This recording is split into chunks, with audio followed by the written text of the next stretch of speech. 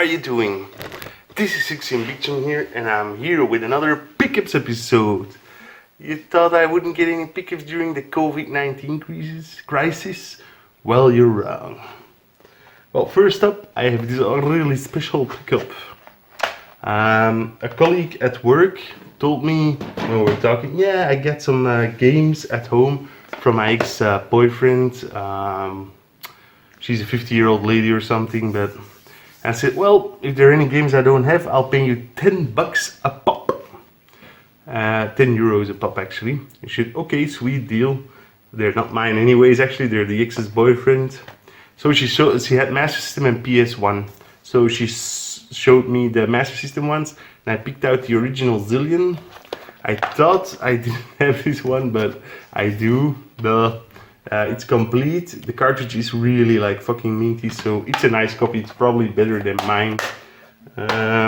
Not an expensive game at all, but it's a cool game. This one is a bit more rare. Poseidon Wars 3D. Doesn't look like the kind of game I would enjoy, but it's playable in 3D or 2D, so that's nice that you can also play it in 2D.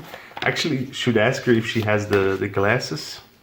Like, this game also looks like it almost was never used.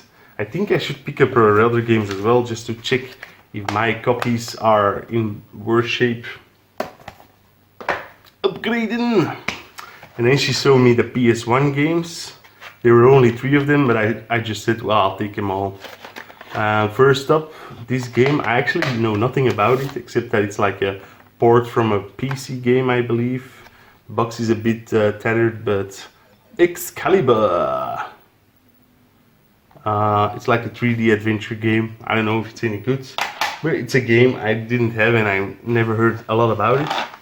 Secondly, Ridge Racer, which is the 3rd game in the Ridge Racer series. It's actually a version. You always see Ridge Racer Revolution, or you always see Ridge Racer Type 4. But this is actually one of the first times I saw a copy of Ridge Racer. Apparently it's the black sheep of the family, but still willing to give it a pop. It's also designed for that one control, the neck-on, which you have to twist like that. I don't have the neck-on, but... And then finally, she showed me these games while we were chatting over Skype. The final game when she showed it, I was like, oh! And Tommy, yeah, well, this doesn't need an explanation. Some people find it shit. My buddy Mike apparently, but I had a demo of this as a child, and I also couldn't really get into it. Now that I have the full game, I might try it out. I don't like it has like pixelated characters, but the backgrounds are like 3D sprites. It's actually not a pretty game, that's for sure. I love the name of the designer though, Whoopi Camp. Whoopi! So I said, well, 10 euros a piece. I said, I'll give you 50 popos, 50 euros. And she said, no, do 40. So I was like, I'm still kind of debating inside if I should tell that this is worth a lot more, but I have it for 10 now. So this is an eBay purchase from right before the Corona crisis. Those of you who watch the Corona cast might also see this in a future episodes. Comes with the Filofax cards. These are really awesome. All the Sega 3D Ages series had them.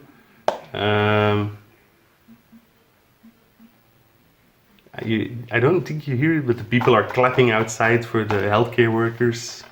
They do this every day.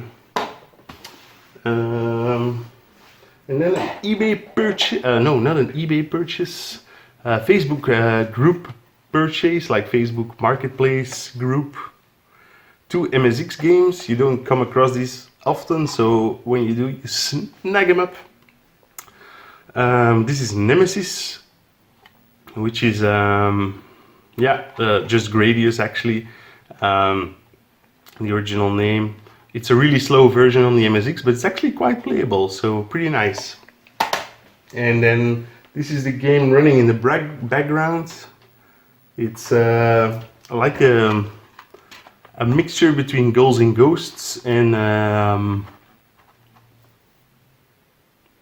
shooter, maybe a platform shooter. So it's really cool. It's hard, but it's fun to play. When you die, it's not always typically for the old years. Like sometimes an enemy just pops onto the screen when you're jumping, so that's kind of hateful. But otherwise, it's a fun game. This is a homebrew, of course, and it's from 2010, so it's already 10 years old. Homebrew for the MSX.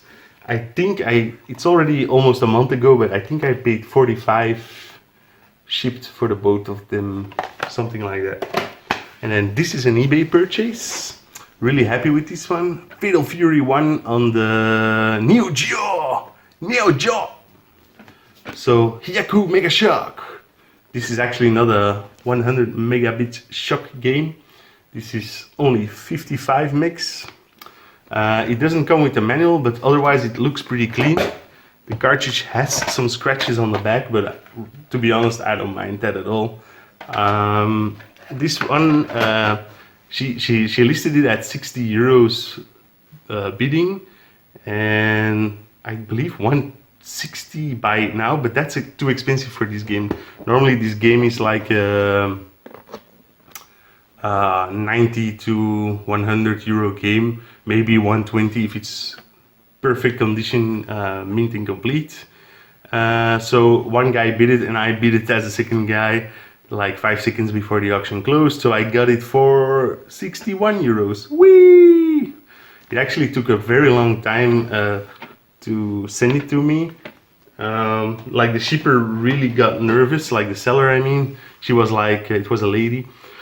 She was like, I really shipped it, I don't know what they did. I said, chill out lady, it's the corona crisis. It's probably stuck somewhere in a transit center or something. And it was the case. It like took 3 weeks to get from Austria to Belgium, which is normally like a 5-minute trip or something. So those were my pickups I was saying, and then I ran out of space on my memory card, so I forgot to show you guys one thing. I don't know if you remember this, but a while ago I picked up this PS4 Slim for 50 euros. It wouldn't boot up, of course, and I opened it up and apparently a spider had exploded inside of it.